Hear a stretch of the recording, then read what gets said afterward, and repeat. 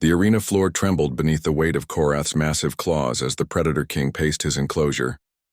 Standing 12 feet tall with obsidian scales that gleamed like polished armor, he was the undisputed champion of the Galactic Combat Syndicate. His four eyes tracked every movement in the stands where thousands of alien spectators had gathered for what they believed would be another gruesome spectacle. Ambassador Vextar of the Centaurian Council leaned forward in his luxury box, his crystalline features reflecting the arena's harsh lights. "You're certain about this demonstration, Counselor Threx?" Counselor Threx, a serpentine naga whose species had conquered 17 star systems through sheer brutality, nodded with satisfaction. The humans claim their species deserves a seat on the Galactic Council. They insist they're not the soft, weak creatures our scouts reported. Very well. Let them prove it. The massive gates groaned open, and instead of the expected human warrior, a small figure emerged into the arena. The crowd's roar died to confused murmurs. Walking calmly across the blood-stained sand was a human child, no more than 10 years old by their species' aging standards. She wore simple clothes, carried no weapons, and seemed utterly unafraid despite facing the most feared predator in the known galaxy. Korath stopped pacing, his four eyes fixed on the small creature with bewilderment. In 3 decades of combat, he had faced Valdorian berserkers, mechanical synth warriors, and even the legendary Void Hunters. Never had the arena gates opened to reveal something so small. The child, Sarah was her name, though the aliens didn't know it, looked up at the towering beast without flinching. She had volunteered for this moment, understanding what it meant for her species' future among the stars. "Fight!"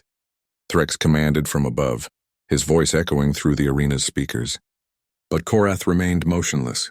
Something deep in his predatory instincts, honed by millions of years of evolution, screamed warnings. This wasn't prey. This wasn't even a challenger.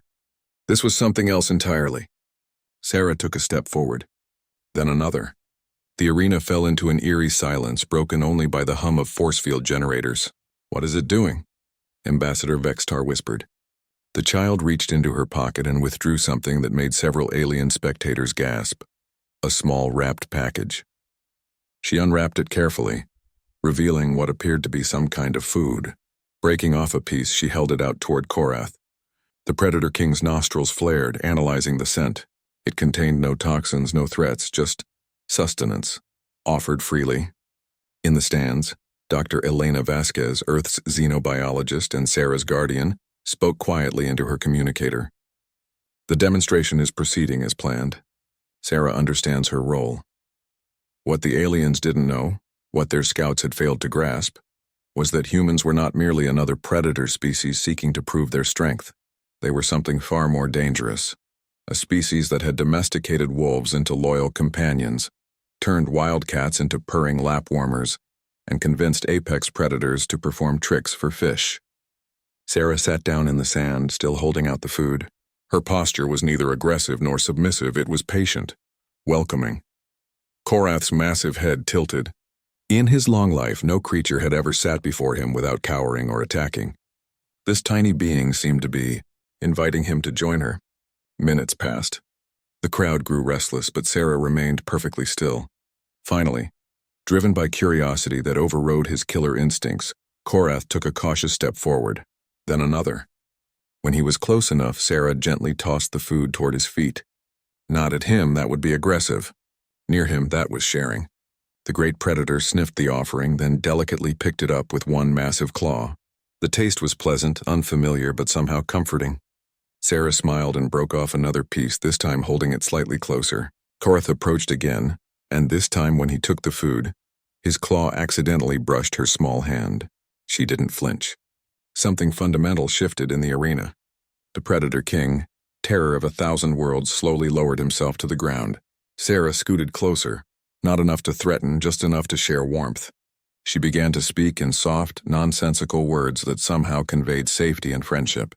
In the stands, Counselor Threx rose from his seat, scales bristling with rage. "This is meaningless." "Make them fight." Dr. Vasquez activated her communicator again.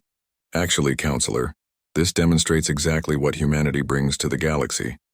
We don't just conquer, we connect." As if to prove her point, Sarah had begun gently stroking the space between Korath's eyes. The massive creature's breathing had slowed, and his four eyes were half closed in what could only be described as contentment. "Impossible," breathed Ambassador Vextar. "Korath has killed hundreds of warriors." "And yet," Dr. Vasquez observed, "he's never met a species that greets the universe with open hands instead of clenched fists." The arena cameras captured every moment as the most feared predator in known space allowed a human child to scratch behind his horned ridges. When she leaned against his massive flank and began humming a lullaby, the sound echoed through the silent arena like a revelation. Counselor Threx's voice cracked with disbelief. "How?" Dr. Vasquez smiled. "Because humans don't just seek to dominate other species, we seek to understand them. We've spent millennia learning that sometimes the most powerful victory isn't in defeating your enemy, but in discovering they were never your enemy at all." In the arena below, Sarah had fallen asleep against Korath's warm scales, and the Predator King had unconsciously curved his massive form protectively around her. The vote to admit humanity to the Galactic Council was unanimous.